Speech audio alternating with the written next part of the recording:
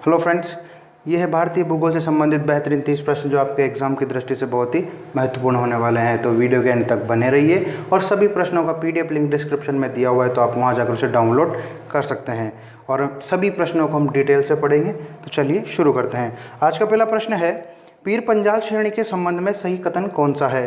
तो इसका जवाब हो जाएगा ऑप्शन नंबर 1, यानी कि पीर पंजाल श्रेणी चिनाब व व्यास नदी के बीच में स्थित है। अब इसके बारे में थोड़ा डिटेल देख लेते हैं। तो पीर पंजाल श्रेणी निचले हिमालय की सर्वोच्च श्रृंखला है जो सतलुज नदी के किनारे हिमालय के मध्य भाग से अलग होकर एक तरफ व्यास और रावी तथा दूसरी तरफ चिनाब को लेकर चलती है। यानी कि एक तरफ रावी और व्यास नदी है और दूसरी तरफ चिनाब नदी है। अगला प्रश्न है, असंगत युग्म का चयन करना है। तो इसका जवाब हो जाएगा ऑप्शन नंबर 3, यानी उत्तराखंड जोजिला। ये दर्रे हैं, तो जोजिला दर्रा उत्तराखंड में नहीं है, ये गलत हो जाएगा। अब दर्रों की बात करें तो हिमाचल प्रदेश में बड़ा लाचा दर्रा है। इसकी ऊंचाई 4890 मीटर है और ये मंडी व लेह को सड़क मार्ग से जोड़ता है तथा यह मनाली और लेह राष्ट्रीय राजमार्ग पर भी स्थित है। यह जास्कर श्रेणी का भाग है। ठीक है। अगला दर्रा है इसमें दीफू दर्रा। तो दीफू दर्रा भारत, चीन, म्यांमार की विवादित त्रिकोणीय सीमाओं के क्षेत्र में चारों ओर एक पहाड़ी दर्रा है जो अरुणाचल प्रदेश में मैकमोहन रेखा पर स्थित है। अगला दर्रा है इसका जोजिला दर्रा। तो जोजिला है लद्दाख में, जो पहले जम्मू कश्मीर में था पर अब यूनियन टेरिटरी बन चुकी है लद्दाख। तो लद्दाख में जास्कर श्रेणी में स्थित है। इसकी ऊंचाई 3529 मीटर है और ये श्रीनगर और लेह को राष्ट्रीय राजमार्ग से जोड़ता है। अगला दर्रा है इसमें बुर्जिल दर्रा। तो बुर्जिल दर्रा है श्रीनगर को गिलगित बाल्टिस्तान में जोड़ता है, ये बाल्टिस्तान से जोड़ता है कि, और ये बुर्जिल जो है वो पीओके में स्थित है, यानी पाक ऑक्युपाइड कश्मीर में स्थित है, पाक अधिकृत कश्मीर में स्थित है। अगला प्रश्न है, उत्तर से दक्षिण में पर्वत श्रेणियों का सही क्रम जमाना है। तो यहाँ पर ऑप्शन नंबर 3 इसका सही जवाब हो जाएगा, यानी पहले काराकोरम, फिर लद्दाख और फिर जास्कर और फिर पीर पंजाल श्रेणी।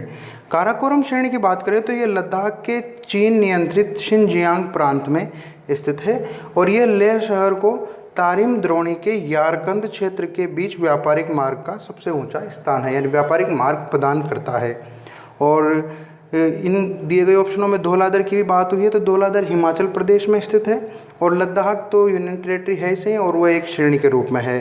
जास्कर श्रेणी पहले जो राज्य था जम्मू कश्मीर, लद्दाख और हिमाचल प्रदेश तीनों में विस्तार है इसका, और पीर पंजाल श्रेणी जम्मू कश्मीर, लद्दाख और हिमाचल प्रदेश और उत्तराखंड में भी इसका विस्तार है। अगला प्रश्न है, निम्नलिखित में से कौन सा समूह जम्मू कश्मीर में स्थित दर्रे का समूह है? यानी जम्मू कश्मीर में स्थित कौन कौन से दर्रे हैं? तो इसका जवाब हो जाएगा बनिहाल, पीर पंजाल और जोजिला। ये सभी जम्मू कश्मीर में हैं। ये देखिए, ये पहले का प्रश्न है जो यूनियन टेरिटरी बना है लद्दाख, इसमें से उससे पहले का प्रश्न है। तो यहाँ पर देखिए, बनिहाल, पीर पंजाल और जोजिला तीनों ही जम्मू कश्मीर में स्थित है। जोजिला मैं पहले बता चुका हूँ, पीर पंजाल भी बता चुका हूँ। बनिहाल की बात करें तो बनिहाल जम्मू कश्मीर के पीर पंजाल श्रेणी में स्थित है। इसकी ऊंचाई 2832 मीटर है। और आगे बात करें तो कुछ ऑप्शन में दर्रे दिए हुए हैं, तो इन्हें भी देख लेते हैं। तो शिपकिला दर्रा हिमाचल प्रदेश की जास्कर श्रेणी में शिमला को तिब्बत से जोड़ता है। और माना दर्रा दिया हुआ है ऑप्शनों में, तो ये उत्तराखंड की जास्कर श्रेणियों में स्थित है और भारत और चीन सीमा के बीच स्थित है। और पीर पंजाल तो मैं पहले बता चुका हूँ, जम्मू कश्मीर के दक्षिण पश्चिम में स्थित है और यह कुलगांव से कोठी जाने वाले मार्ग पर स्थित है। नीति दर्रा उत्तराखंड व तिब्बत के बीच सीमा पर स्थित है और ये कैलाश मानसरोवर मार्ग पर स्थित है। और कुछ और दर्रों की बात करें तो बोमडीला दर्रा बचा हुआ है, तो ये अरुणाचल प्रदेश के उत्तर पश्चिम को त्वांग घाटी से होकर तिब्बत जाने का मार्ग प्रदान करता है। यानी कि उत्तराखंड के उत्तर पश्चिम से ये त्वांग घाटी में से तिब्बत जाने का मार्ग देता है। आगे प्रश्नों की बात करें तो अगला प्रश्न है, निम्नलिखित में से कौन सी पर्वत श्रेणियाँ हैं जहाँ राष्ट्रीय उद्यान स्थित है? तो यहाँ पर हो जाएगा ऑप्शन नंबर 4, यानी कि उपयुक्त सभी, क्योंकि सभी श्रेणियों में राष्ट्रीय उद्यान है। विंध्य की बात करें तो यहाँ पर विंध्य और सतपुड़ा मिक्स होके सतपुड़ा राष्ट्रीय उद्यान है। मेघालय पर्वत श्रेणी में भी राष्ट्रीय उद्यान है। अरावली पर्वत श्रेणी की बात करें तो ये राजस्थान में है और केवलादेव राष्ट्रीय उद्यान है, यहाँ सरिस्का टाइगर रिजर्व है। और माउंट आबू जो आबू का जो नेशनल पार्क है, यानी कि नेशनल पार्क तो अभी नहीं बना है पर वन्य जीव उद्यान जो है वो अरावली श्रेणी में स्थित है। नीलगिरी की बात करें तो नीलगिरी में मुदुमलाई वन्य जीव अभ्यारण्य और मुकुर्ती नेशनल पार्क है। और कच्छ की पहाड़ियाँ नहीं है, कच्छ जो खाड़ी है वहाँ पर समुद्री राष्ट्रीय उद्यान है। ठीक है, अगला प्रश्न है, सूची 1 को सूची 2 से सुमेलित करना है। नदियाँ दी हुई है और इसकी सहायक नदियाँ हैं। तो सतलुज की सहायक नदी वास्पा हो जाएगी जो हिमाचल प्रदेश के सांगला में बहती है। और यमुना की सहायक नदी हो जाएगी बेतवा। और झेलम की सहायक नदी हो जाएगी पुछ, जो है जम्मू कश्मीर के पीओके में बहती है, यानी कि पाक ऑक्यूपाइड कश्मीर में बहती है, गिलगित बाल्टिस्तान आदि स्थानों पर बहती है। और गंगा की सहायक नदी हो जाएगी छोटी गंडक, जो उत्तर प्रदेश में बहती है। ठीक है, और अगला प्रश्न है, असंगत युग्म का चुनाव करना है, यानी कि जो सही सुमेलित है उसका चुनाव करना है। तो यहाँ पर काइन रेम जो मेघालय में स्थित है, ये जलप्रपातों के नाम है। काइन रेम ये मेघालय में स्थित है, ये सही सुमेलित है।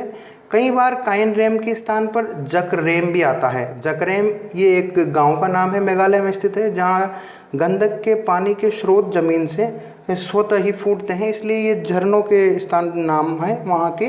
तो ये जकरेम भी आ जाता है कई बार काइन रेम के स्थान पर।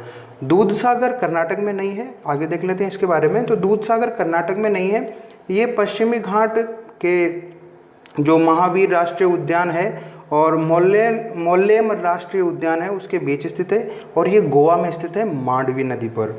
धुआंधार जलप्रपात की बात करें तो ये मध्य प्रदेश के जबलपुर के भेड़ाघाट में नर्मदा नदी पर स्थित है। और पाताल पानी की बात करें तो ये उत्तर प्रदेश में नहीं है, ये मध्य प्रदेश में है, इंदौर में चोरल नदी पर स्थित है। अगला प्रश्न है, कौन सी परियोजनाएं मध्य प्रदेश राज्य को लाभान्वित करती है? तो इसका जवाब हो जाएगा ऑप्शन नंबर 1 और 4, ये यानी कि चंबल परियोजना जो राजस्थान और एमपी के बीच है, यानी मध्य प्रदेश के बीच है, तथा रिहंद बांध परियोजना जो मध्य प्रदेश और यूपी के बीच है, ये मध्य प्रदेश को लाभान्वित करती है। क्योंकि रिहंद बांध परियोजना रिहंद नदी पर स्थित है जो एमपी यूपी बॉर्डर पर है। और चंबल परियोजना राजस्थान और एमपी के बीच तो है ही सही, ये 50-50 पार्टनरशिप है। दामोदर नदी घाटी परियोजना की बात करें तो दामोदर नदी पर स्थित है और इससे लाभान्वित राज्य हैं पश्चिम बंगाल और झारखंड। और टिहरी बांध परियोजना भागीरथी नदी पर है, उत्तराखंड में स्थित है ये, और इससे लाभान्वित राज्य हैं उत्तराखंड, दिल्ली और यूपी। और मयूराक्षी परियोजना मयूराक्षी नदी पर स्थित है और ये पश्चिम बंगाल में स्थित है। अगला सुमेलित करना है, यानी सुमेलित करने वाला ही प्रश्न है अगला भी, सूची 1 को सूची 2 से। तो यहाँ पर राज्य दिए हुए हैं और टाइगर रिजर्व दिए हुए हैं। तो इसका जवाब हो जाएगा महाराष्ट्र ऑप्शन नंबर 1, यानी कि ए का 1 के साथ और बी का 2 के साथ, सी का 4 के साथ और डी का 5 के साथ। अब देखते हैं कैसे। तो महाराष्ट्र मेलघाट, यानी मेलघाट टाइगर रिजर्व महाराष्ट्र के अमरावती जिले में है। ओडिशा में है सतकोसिया टाइगर रिजर्व, राजस्थान में है सरिस्का टाइगर रिजर्व और मिजोरम में है डंपा टाइगर रिजर्व। यहाँ पर श्रीशैलम भी दिया हुआ है, तो श्रीशैलम नागार्जुन सागर श्रीशैलम टाइगर रिजर्व है। ये आंध्र प्रदेश तेलंगाना में स्थित है और ये भारत का सबसे बड़ा टाइगर रिजर्व है।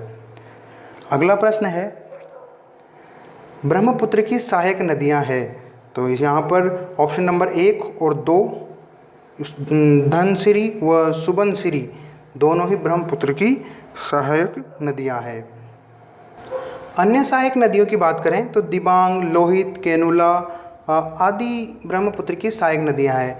और धनसिरी असम व नागालैंड आदि राज्यों में बहती है और ये जो है वो ब्रह्मपुत्र की सहायक नदी है धनसिरी। और सुबनसिरी असम, अरुणाचल प्रदेश आदि में बहती है और ये ब्रह्मपुत्र में मिलने वाली सबसे बड़ी उपनदी है सुबनसिरी। ठीक है, अगला प्रश्न है, निम्नलिखित में से कौन सी झील खारे पानी की झीलों की श्रेणी में नहीं आती है? तो इसका जवाब हो जाएगा उपयुक्त सभी, क्योंकि ये जो सभी दी हुई है वो मीठे पानी की झीलों में शामिल है। बात करें रूपकुंड झील की, तो रूपकुंड झील को कंकाल झील भी कहते हैं और ये क्यों चर्चा में रही थी पहले कुछ समय पहले, तो यहाँ पर लगभग 400-500 नर कंकाल पाए गए थे, जो कार्बन डेटिंग से पता चला था कि ये 12वीं से 15वीं शताब्दी के बीच है। और कहा जाता है कि ये पहले भूस्खलन से जो तबाही मची होगी उसमें ये दब गए होंगे और फिर ये बाद में अभी सामने आए थे कुछ सालों पे। तो ये घटना जो थी 1992 की थी, और जो इन पर शोध हुआ था कि ये कितने वर्ष पुराने हैं, ये 1960 में हुआ था ये शोध। और सोंगमो झील की बात करें तो ये सिक्किम में स्थित है और ये मीठे पानी की झील है। और रूपकुंड झील की बात करूँ, मैं दोबारा बता देता हूँ कि उत्तराखंड के चमोली में स्थित है। और भोज झील, इसे भोज ताल भी कहते हैं, जो भोपाल में स्थित है एमपी में। और सूरज ताल जो है वो हिमाचल प्रदेश के लाहौल व स्पीति घाटी में स्थित है और बड़ा लाचा दर्रे के नीचे स्थित है। अगला प्रश्न है, निम्नलिखित में से कौन सा समूह यानी लोएस का भंडार वाला राज्य समूह है, यानी लोएस के भंडार किन किन राज्य समूह में है। तो इसका जवाब हो जाएगा ऑप्शन नंबर 4 यानी कर्नाटक, ओडिशा, झारखंड और छत्तीसगढ़। अगला प्रश्न है, निम्नलिखित में से कौन से खारे पानी की लेगून झीलों का उदाहरण है। तो इसका जवाब हो जाएगा ऑप्शन नंबर 4 यानी कि चिल्का, पुलिकट और बैबनाथ। चिल्का झील ओडिशा में है, पुलिकट झील तमिलनाडु में है और बैबनाथ झील केरल में है। ऑप्शन में दी गई कुछ अन्य झीलों की बात करें तो भीमताल जो है उत्तराखंड में स्थित है और सांबर राजस्थान में स्थित है, लोनार महाराष्ट्र में स्थित है। और लोनार हाल ही में चर्चा में रही है क्योंकि इसका पानी का रंग गुलाबी हो गया था रासायनिक कारणों के कारण। अगला प्रश्न है, सुमेलित करना है, परियोजनाएं दी हुई है और लाभान्वित राज्य दिए हुए हैं। तो पोग बांध परियोजना, इसका सम्मेलन हो जाएगा हिमाचल प्रदेश के साथ, इसे महाराणा प्रताप बांध भी कहते हैं और ये व्यास नदी पर स्थित है। पापनाशम परियोजना की बात करें तो ये तमिलनाडु में स्थित है ताम्रपर्णी नदी पर। और तवा परियोजना मध्य प्रदेश में है तवा नदी पर। स्वर्ण रेखा परियोजना पश्चिम बंगाल और झारखंड और ओडिशा को लाभान्वित करती है और ये स्वर्ण रेखा नदी पर स्थित है, यानी कि ये झारखंड में स्थित है। अगला प्रश्न है, संगत युग्म का चुनाव करना है। तो यहाँ पर सभी सुमेलित हैं यानी कि सही मिले हुए हैं। चेन्नई का बंदरगाह कृत्रिम बंदरगाह है और मार्मा गोवा बंदरगाह निर्यात प्रधान बंदरगाह है और मुंबई का बंदरगाह सबसे बड़ा बंदरगाह है। और नाहवा शेवा, जिसे हम जवाहरलाल नेहरू पोर्ट भी कहते हैं, ये कंप्यूटरीकृत बंदरगाह है।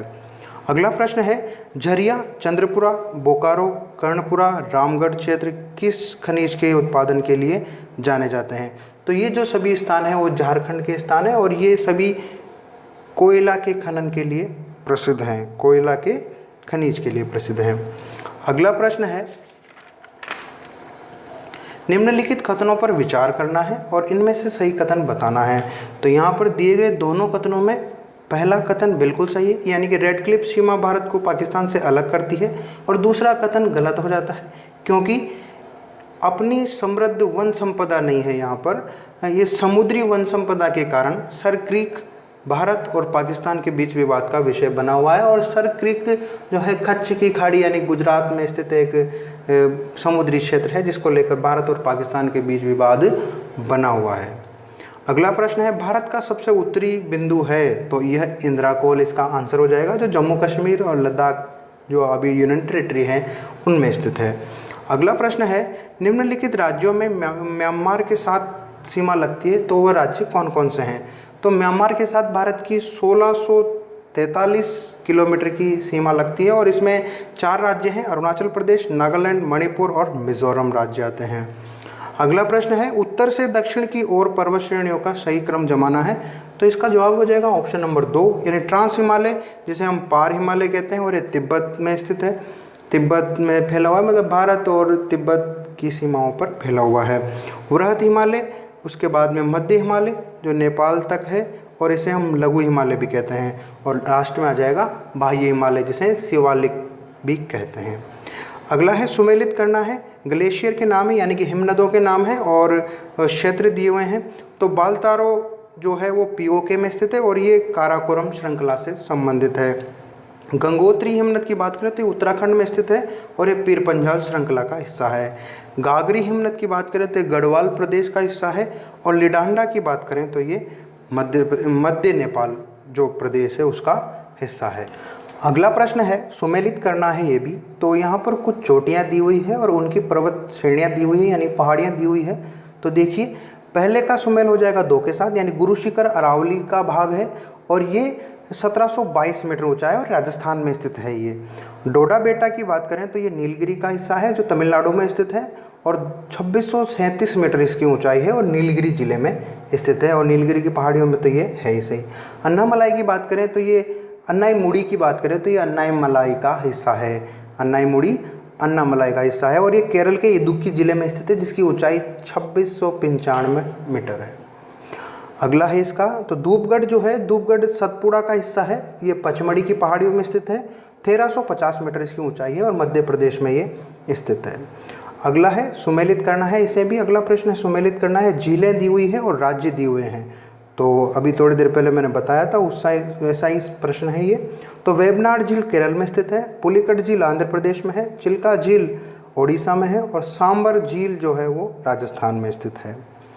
अगला प्रश्न है उत्तर पश्चिम से दक्षिण पूर्व की ओर, यानी उत्तर पश्चिम से दक्षिण पूर्व की ओर, यानी कि हम बात करें तो जम्मू कश्मीर से भारत के मैप में अरुणाचल प्रदेश की ओर जाते हैं तो हिमालय दर्रों का सही क्रम लगाना है, यानी कि दर्रे दिए हुए हैं तो इनका सही क्रम जमाना है। तो यहाँ पर ऑप्शन नंबर 1 हो जाएगा इसका आंसर, यानी कि लानक ला, चांगला, जोजिला और फिर सिपकिला। देखिए ला शब्द का वही अर्थ होता है जो दर्रे का अर्थ होता है, ठीक है। अब लानकला की बात करें तो ये लद्दाख में अक्साई चीन क्षेत्र में स्थित है और ये भारत तिब्बत सीमा पर स्थित है। तिब्बत जो है चीन द्वारा नियंत्रित एडमिनिस्ट्रेटर है। और चांगला की बात करें तो चांगला दर्रा जो है काराकोरम की लद्दाख पर्वतमाला में स्थित है और ये लेह और पेंगोत्सो मार्ग पर स्थित है और चांगला पठार का इसे प्रवेश द्वार कहा जाता है।